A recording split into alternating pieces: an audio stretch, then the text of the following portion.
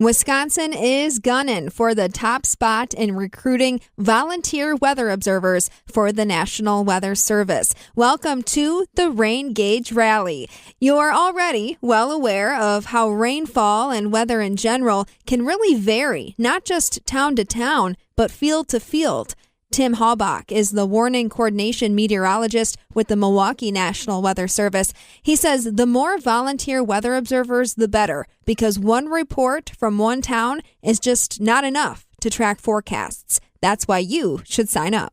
Yeah, and from what I understand, most farmers have either at least one rain gauge or multiple rain gauges out there on each field, and if things can change drastically, even field to field. I know one of my neighbors up the street from me has been part of this CoCoRaHS, and we compare notes, and I can see how much he had, and it's amazing just even up the block how much of a difference that can make, which is why it's really important for us to get a good detailed analysis of how much rain is out there. But it typically is not a whole lot of work, just the one observation in the morning, and if you're on vacation, you can just leave your rain gauge out, and when you come back, you just report on how much is in there when you come back.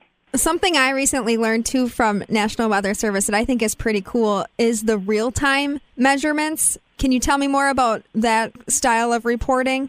Yeah, so when we actually have either a flash flooding event or a severe weather event, we need information as that event's going on so that we can warn people that something bad is happening. So when it comes to flash flooding events, we rely on how much rain is being measured at the ground. So if it's been dumping rain at your location and you can sneak outside and measure how much you had, there is a way to report that to us as well so that we can kind of compare what our radar is estimating for rainfall amounts and compare that to what's actually happening on the ground. So there are times when we ask for people, typically it's if there's over an inch of rainfall in a short amount of time, that level and above is how much is relayed to us, because that can tell us how bad the situation is. If somebody's had 9 or 10 inches of rain in the past 3 hours, then we know we have an extremely dangerous situation that's happening with the flooding. So many reasons to get involved with the National Weather Service, as we heard from Tim Halbach.